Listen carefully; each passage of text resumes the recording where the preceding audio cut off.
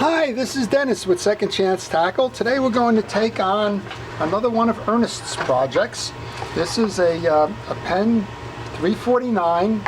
It's the Master Mariner, and it's a reel that was designed and built for big game fish that particularly were trolling applications. It has a narrow frame and a very deep spool which enabled you to hold large capacity, but without the risk of twisting the frame under severe load. And this reel has become a very popular one, at least it was prior to braid, for steel line fishing, for shark and other big time game fish off the Atlantic seaboard, and I'm sure elsewhere where those applications existed.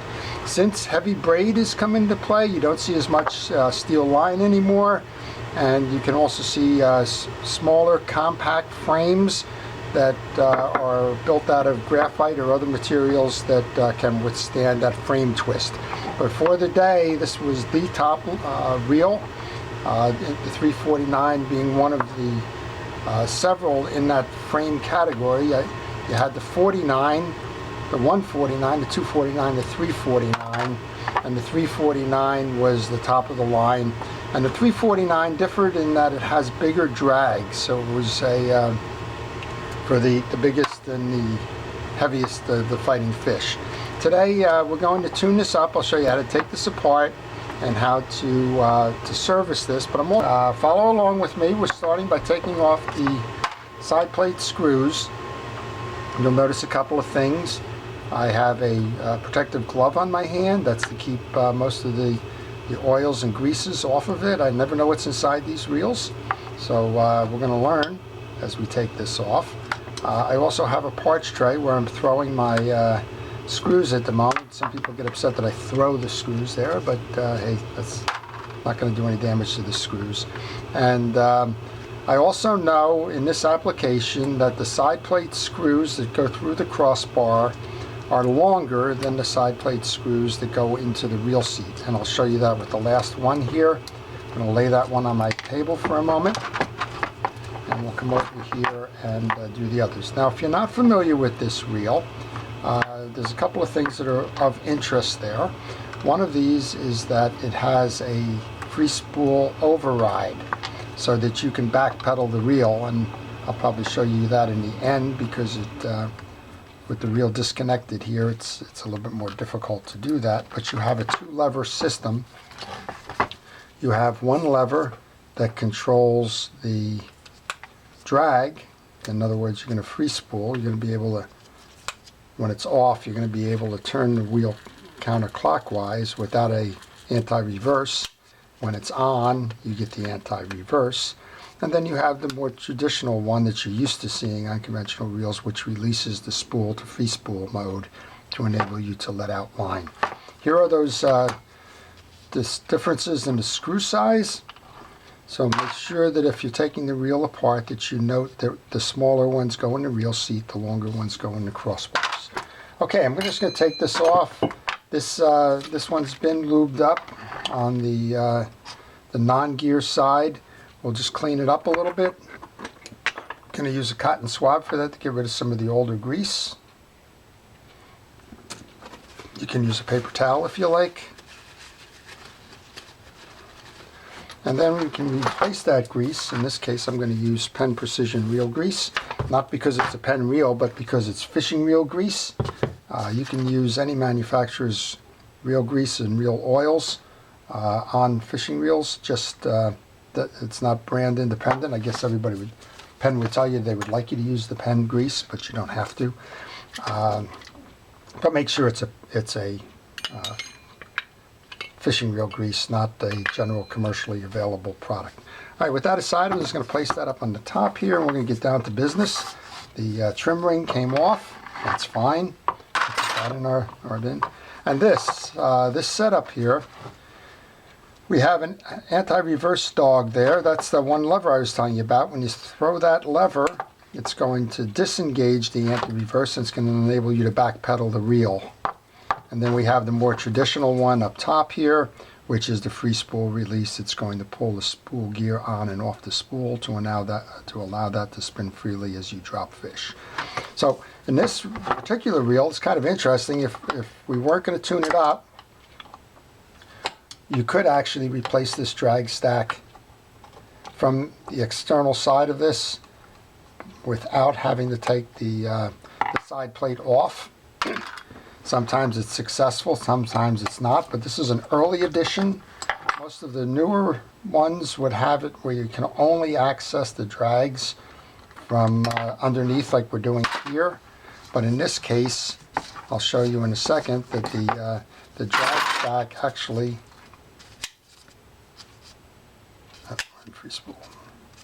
the drag stack actually has the broader beam on it. Now take notes of how these washers come out. These are nested. And then we have a cap washer. And then the rest of these actually, you can see from this, fit within a holder here, where if you kind of work them out, you wouldn't have to remove the side plate in order to do the drag upwards. This is an old school thicker washer. I believe it's some kind of brake material or asbestos or some other kind of a composite like that. If you were just to service this reel, these are not worn. They don't need to be replaced. They don't need lubrication because it's a hard fabric. So if you're just tuning this reel up, just know that as long as you keep the metals clean and you have that type of a washer, you don't need to do anything. The later types of this reel actually went to the thinner Penn HT100s, and it took a 3-stack and it made it a 5-stack, if I remember correctly. So we can continue to take them out this way, but we're going to take the bridge plate off anyway. Well, this is what usually happens. By the time you get to the ear washer, you can't, you have some difficulty getting that out, and you wind up taking the bridge off anyway, which we were going to do. So at any rate, this was just to show you that that can be done that way. So let's go take that side plate off. Now, if you have any questions about the sequence, let's say you're pulling all these parts and just wound up in your parts tray, and then you say, my gosh, I don't remember how they went back together. Take pictures along the way. That's always a good indication of a best practices kind of a thing. Take pictures so that you can refer back to your pictures. Use your cell phone camera, use a digital camera. Heck, use the old film if you want to. Just take pictures. You can also pull the schematic. The schematic is available at mysticparts.com, which is a regional Penn parts distributor. And you can go in, find out the order in an exploded view of the schematic, and that'll tell you where the pieces and parts go. Alrighty, we're going to take the bridge off. You notice I have my hand cupped behind me. There is a spring on that anti-reverse dog. I'm going to trip it to override now. I may or may not be able to get the bridge out without disrupting that spring. But you want to cup your hand as you're putting it out. That way if the spring flies, at least it flies into your hand. I've had some comments from viewers which have been wonderful. This is the wrong size bag, but they said if you wanted to ensure that you don't lose the spring, that last step, put it into the plastic bag, and that way if it does shoot, at least it's contained within the bag. So always learning something, and that one I think is a tip that's worth passing along. Alright, you've seen that the bridge has fallen through, so let's go ahead and push that through to completion. And now I'm just going to be careful as I take this off because I don't want to lose that spring. You can see that that spring is loaded here. This is the spring. It's on that anti-reverse dog. It's kind of a elliptical shape. And let's take the main gear off here just to show you. You can see how it hooks around, and then this is your anti-reverse dog. So when you're in override mode, that stud is pushing this up to release your anti-reverse dog, and when you're in anti-reverse mode, it's stopping it there. So we're servicing this reel. Okay, so I've gone ahead and I've pulled the main gear off the assembly, and now we're going to remove the gear sleeve so that we can service underneath. I'm going to take a punch or a pin or something that can push the holding pin through. I have a dead blow hammer here. I'm just going to tap through that to get this thing. You can see how the pin holds the assembly in place. And it looks like I need a little bit more from a pair of pliers. Be ginger about that. Still need a little more. You don't want to distort this too badly.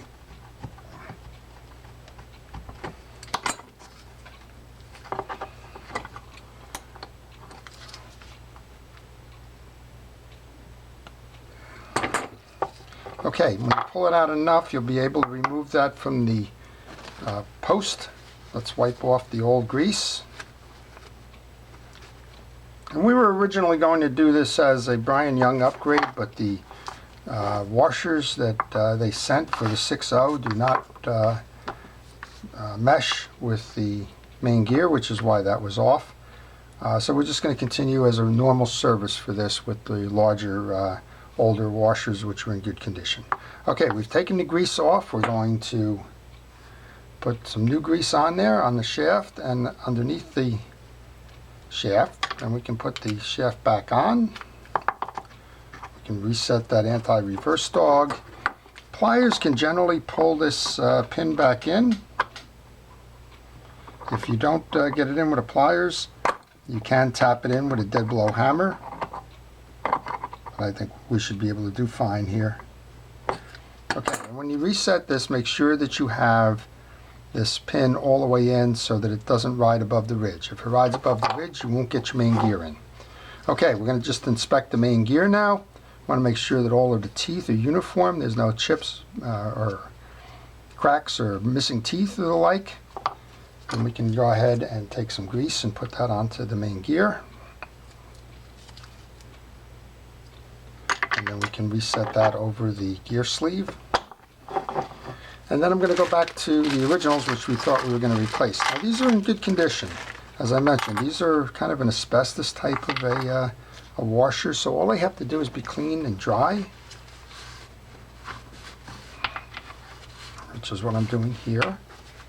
And then the metals, while they are tarnished, they are not pitted in any serious way. Now if there were, you could grab some steel wool or the like and kind of dress them up that way. In this case, I'm just feeling them. I feel that they're nice and solid, no pits or imperfections other than some tarnish from the years. Okay, these go in alternating, so thick one, then one of the keyed ones, then we're going to put the second one in. Then in the middle is always the eared washer. Then we come up with the last one up top here. The last of these. So that's the drag stack for this particular reel. And as noted, this could actually be installed from the outside if you were able to get that one-eared washer out. Let's turn our attention then to the remainder here on the side plate. It's the yoke, it's the spool gear, and the jack. You want to clean this up as well. I'm going to grab a cotton swab, get all the old grease out of there, get off the eccentrics as well.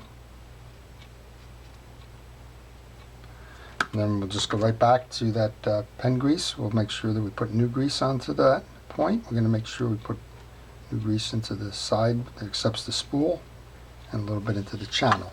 We'll do the same thing here. We're going to clear off the yoke. I'm going to check this gear. A little bit of grease on there. Probably just landed in the... I'm going to check the spool gear for the teeth to make sure that they're universal, that there's nothing obstructing it, that there's no chips, cracks, etc. We're going to take that spool grease, the real grease, and put it under the shoulder. It's going to hold the spool gear. And we'll get some on the spool gear itself. Again, you don't have to get it in every crack because the when it rotates with the main gear, it's going to spread itself.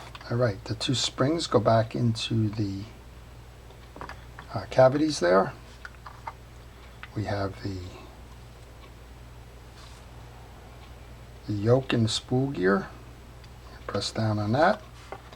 And grab the jack.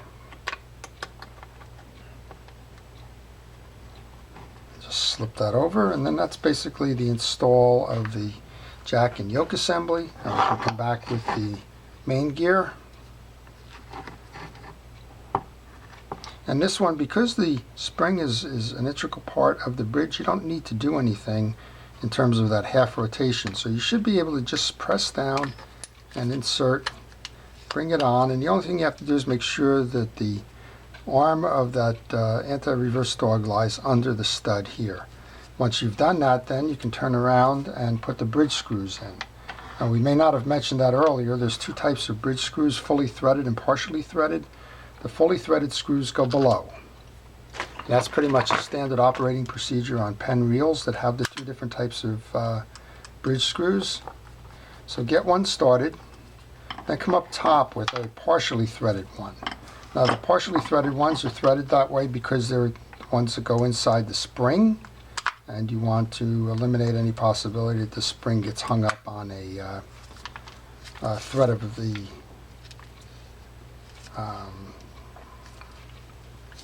sorry, trying to do two things at once here. You don't want the thread of the springs getting hung up on the thread of the screw. All right, so the full thread goes down below.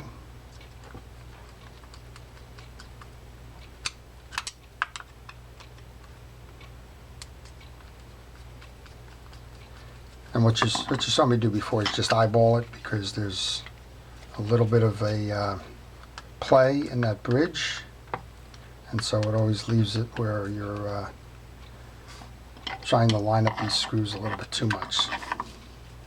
And that's what's going on here right now.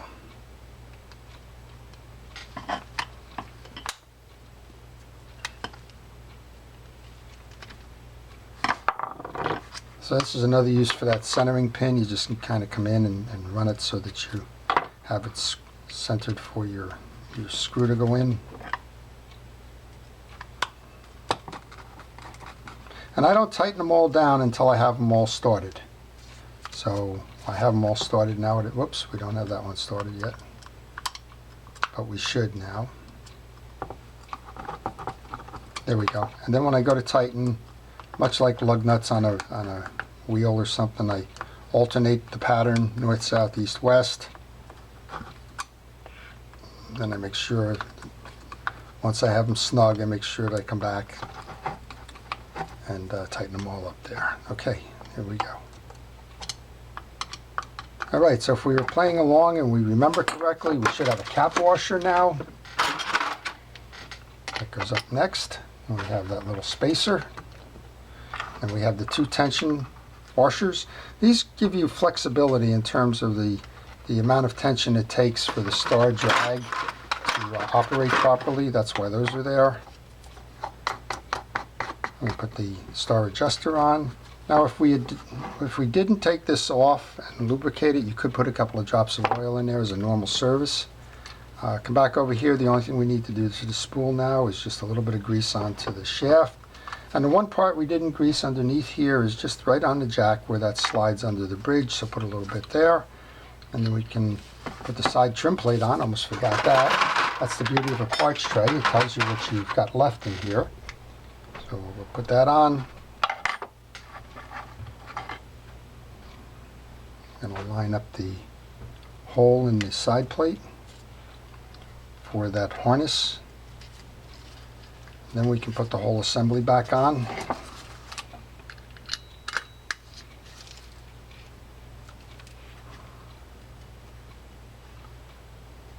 And even though there's two on each, and again that's to reinforce the strength of the frame, I start by putting just one in each hole. And again, I do that north, south, east, west, just to keep the tension or the torque on this all the same as we go to install.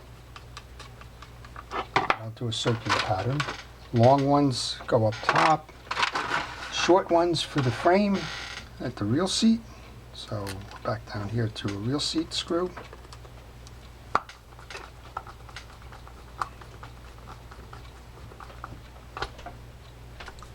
This is another example where that pick works well. If you're having trouble centering them, that'll get you to the point where you're able to catch the screw.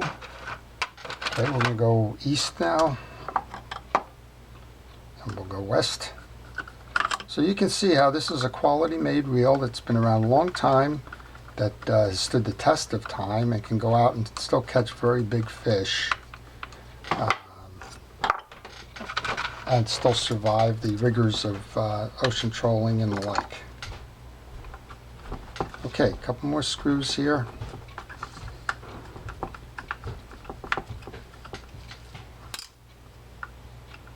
So folks ask about mechanical screwdrivers. Can they use them to drive these screws in?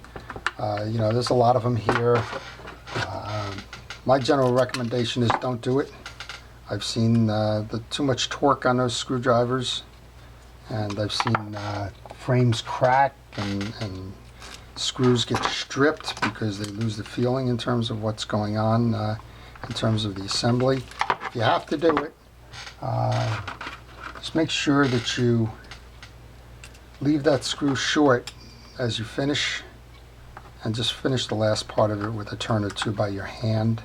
I feel much better about it that way than over torquing and breaking a case. Especially something like this where it's an aged piece and parts may or may not be available depending on what it is that you broke. Okay, one more screw after this. I'll be able to put the handle on and give it a good try and make it go for real.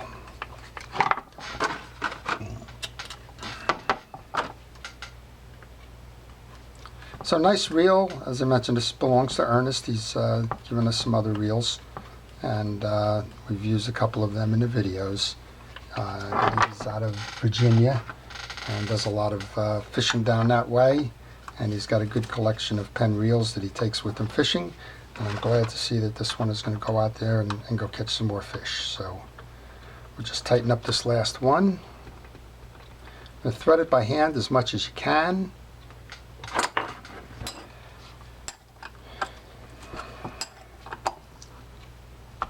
Line up the hole in the handle with the indentation in the screw so that you can set that hold fast screw. And then we'll show you how this thing kind of comes together.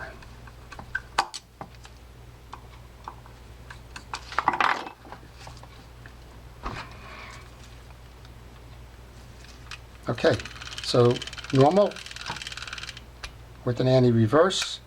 Anti-reverse is off so you can play the fish without tearing up the drags. Regardless of what mode you have it in there, when you go to free spool, it allows your spool to rotate and drop the line or let it out for a trolling perspective, and then you're back to fishing again. Okay, so that's the Penn Master Mariner. It's the 349. We did the one that has the older version where you can actually service the drags through the side case and cavity, and I hope that if you have this reel, you now know how to rebuild it. If you're thinking about buying this reel, you've learned of the quality and how it was manufactured. And if you're just interested in reels in general, you got a peek at how Penn was building these bigger fishing reels a couple of decades ago. So with that, I hope you've enjoyed it. If you did, please subscribe. That's how you get to see more of the videos that I post frequently. This is Dennis with Second Chance Tackle. Thank you for watching.